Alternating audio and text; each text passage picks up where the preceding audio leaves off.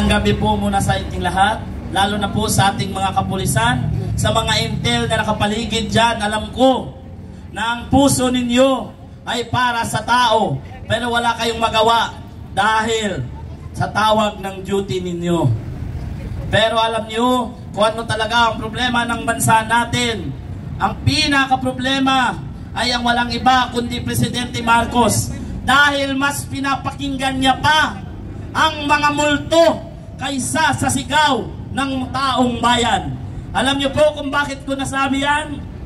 Dahil palagi niyang sinasabi na palagi niyang nakakausap ang kanyang ama. May presidente bang matino na sasabihin sa madlang sa taong bayan yung ganyang sistema? Isa lamang po ang ibig sabihin yan. Ang ating presidente ay wala sa katinuan sapagkat isa siyang pangag. At ang kanyang mga inilagay sa iba't ibang posisyon sa gobyerno ay ang kanyang mga tuta, na kung saan isang palakpak pa lamang ng kanyang asawang si Liza Tanas ay susunod na agad ang kanyang mga alagad na mga demonyo. Nakaraang araw lamang po ay inappoint ng Presidenteng Bangag si Boying Rimulya bilang bagong ombudsman. Saan ka nakakakita na i-appoint mo ang isang ombudsman na isang politician? At higit sa lahat, isang ombudsman na isang kriminal. Ombudsman na isang maraming kaso. At isa pa, isang ombudsman na magnanakaw din sa kaban ng bayan. Ang lahat ng ino-appoint ay walang pinag-iba. Kung ano ang puno hanggang dulo ay siya rin.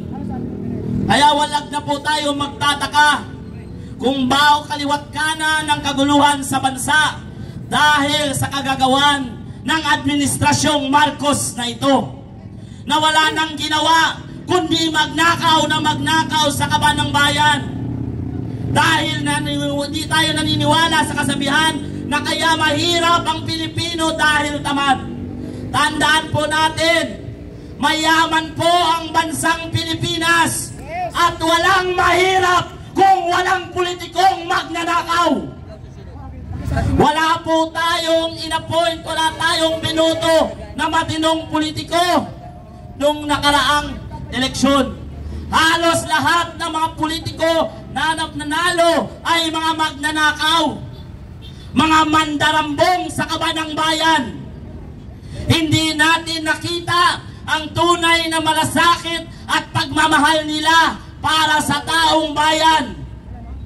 Ang pangako nila nung sila ay tumatakbo, ang sabi nila, uunahin ang taong bayan. Yun pala, uunahin ang kaban ng bayan. Nasaan sila kumukuha ng kapal ng mga mukha nila? Nasaan sila kumukuha ng katalinuhan na wala sila? Sapagkat hindi sila matatalino, lahat sila mga bobo. Dahil kung matatalino sila, hindi sila magnanakaw sa kaban ng bayan. Dahil ang pagnanakaw ay siyang sanhi ng kahirapan sa ating lipunan. Kahirapan na ngayon nararanasan ng sobra-sobra ng ordinaryong Pilipino. Grabing pahirap sa ating ginagawa ng mga hayop na politikong ito. Mga walang kwentang politiko.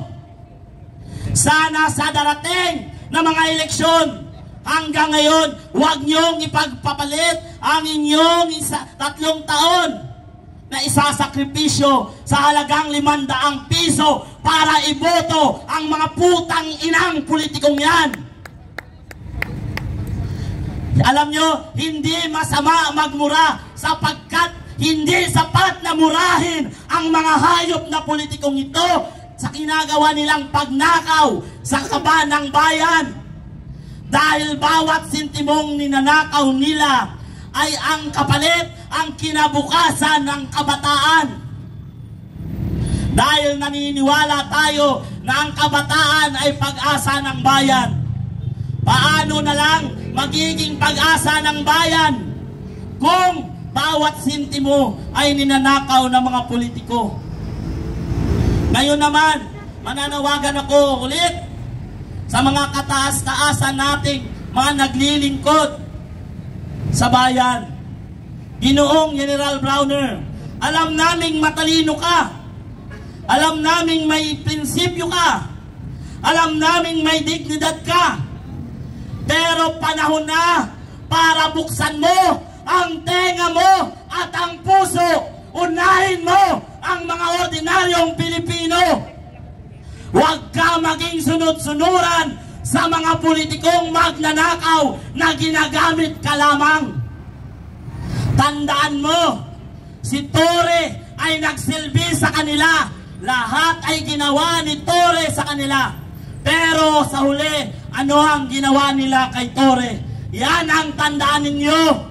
Kahit anong gagawin ninyo ng kabutihan na kagustuhan ng mga hayop na politikong yan, sa huli ay kayo ay pahihirapan. Kaya habang may panahon pa, Ginoong Browner, pakinggan mo ang hinaing ng taong bayan na nagsumamo sa iyo. Panahon na para taong bayan naman ang pakinggan, sapagkat ulit-ulit ko pong sinasabi, huwag nyo pong sabihin citing to sedition itong sasabihin ko. Hindi po ako tanga. Tandaan po ninyo, wala po sa konstitusyon natin na nakasaad na protektahan ninyo ang mga politikong magnanakaw. Nakasaad po sa konstitusyon natin na protektahan ninyo ang bansang Pilipinas at ang mga ordinaryong Pilipino na kaaway ay gobyerno. Dahil sa panahon na wala nang matakbuhan ang mga ordinaryong Pilipino, dahil ang gobyernong ito ang kalaban nila, sa inyo tatakbo at sa kayo ay kakampi at papanig sa kanila. At sa mga politiko naman, huwag niyong gamitin ang kaba ng bayan para takpan ng ang mga mata ng mga nagsisilbi sa bayan. Huwag po kayong magpagamit, Ginoong Browner. Huwag po. Sundin po ninyo ang inyong sinumpang salaysay na protektahan ang bansang ito. Huwag niyo pong protektahan ang mga magnanakaw na politiko. At huwag po ninyong gagamitin ang Intel Fund na yan para subaybayan ang mga taong nakikipaglaban para sa inang bayan. Gamitin ninyo ang Intel Fund na yan para hulihin ang mga politikong magnanakaw. Dahil ang mga nagsasalita rito ay hindi mga magnanakaw. Bakit lahat ng mga magnanakaw ay malaya? Ilang buwan ng investigasyon, hindi ninyo mahuli-huli. Pero bakit ang ordinaryong Pilipino na nakaw lang ng isang corn beef, kulong agad? Nasaan ang pagmamahal ninyo sa bayan? Sana magising na kayo sa katotohanan na sa panahon ngayon ay kailangan kayo ng bansa ninyo. Hindi ninyo kailangan ng kaba ng bayan. Mahiya naman kayo. Mga hayop kayo. Para sa mga politiko na walang kwenta, napakamalutong na putang ina ninyo. Wala kayong kwenta sa bansang ito para kayong mga anay na patuloy ninyong sinisira ang bansang ito. Kayo mismo ang gumagawa ng paraan para mag-away-away ang mga Pilipino. Kasi kung may matino tayong gobyerno, wala sanang kaliwat ka ng rallying nangyayari ngayon. Dahil sa walang katinuang gobyerno, Mag-iisang buwan na kami sa kalsada na nakikipaglaban sa mga politikong magnanakaw. At hindi kami titigil hanggat nariyan pa ang mga putang inang politikong yan.